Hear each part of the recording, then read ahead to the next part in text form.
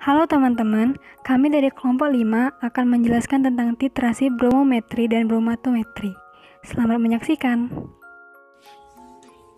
Titrasi bromometri dan bromatometri adalah salah satu metode titrasi yang didasarkan pada reaksi oksidasi reduksi. Metode ini lebih banyak digunakan dalam analisa jika dibandingkan dengan metode yang lain. Alasan dipilihnya metode ini karena perbandingan stoikiometri yang sederhana, pelaksanaannya praktis, dan tidak banyak masalah, serta mudah.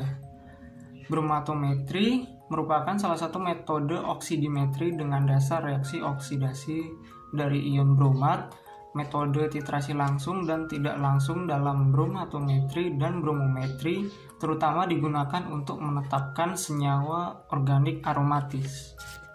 Bromometri dan bromatometri didasarkan pada reaksi substitusi elektrofilik antara senyawa aromatis yang mengandung substituen gugus pengaktifasi dan pengarah ortopara atau gugus amin dan hidroksi dengan pentiter atau reaksi adisi antara senyawa tak jenuh dengan bromin.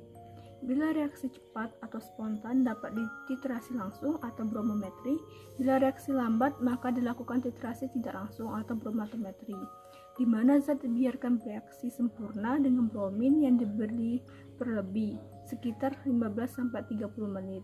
Prinsip dari penentuan kadar fenol didasarkan pada reaksi reduksi dan oksidasi, di mana sampel dilarutkan dengan kalium bromida, asam klorida, dan kalium iodida, serta juga penambahan indikator larutan amilum dan metil merah.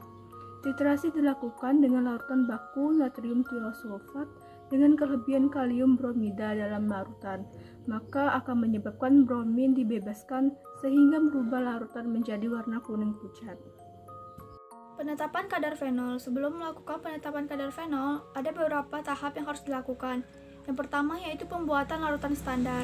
Satu, pembuatan larutan standar sekunder berupa natrium tiosulfat 0,1N, dan yang kedua yaitu pembuatan larutan standar primer yaitu larutan KBrO3 0,1N. Yang kedua yaitu pembuatan indikator berupa indikator amilum dan indikator metil merah. Yang ketiga yaitu pembakuan natrium tiosulfat. Caranya yaitu 10 ml KiO3 0,1N ditambah dan dikocok dengan HCl 4N, kemudian dititrasi dengan larutan natrium tiosulfat 0,1N sampai larutan berwarna kuning muda. Kemudian dititrasi dengan 2 ml indikator amilum 0,5%, kemudian dilanjutkan dengan titrasi sampai warna biru tetap hilang. Kemudian yaitu penetapan kadar fenol. Yang pertama, 10 ml sampel dalam Erlenmeyer ditambahkan 20 ml larutan KBrO3 0,1N dan 1 gram KBr. Kemudian ditambahkan juga 5 ml HCl pekat, kemudian dikocok selama 15 menit dan didiamkan selama 10 menit. Kemudian ditambahkan dan didiamkan 1 gram Ki, kemudian dititrasi dengan larutan natrium tiosulfat 0,1N dan ditambahkan larutan amilum 0,5% sebelum titik akhir. Kemudian yang kedua yaitu 10 ml sampel dalam Erlenmeyer ditambahkan 10 ml air suling dan 10 ml HCl 2,5N serta 1 gram KBr. Kemudian ditambahkan 3 tetes indikator metil merah. Kemudian dititrasi dengan KBrO3 0,1N, kemudian dikocok kuat sampai warna merah hilang atau agak kemerahan.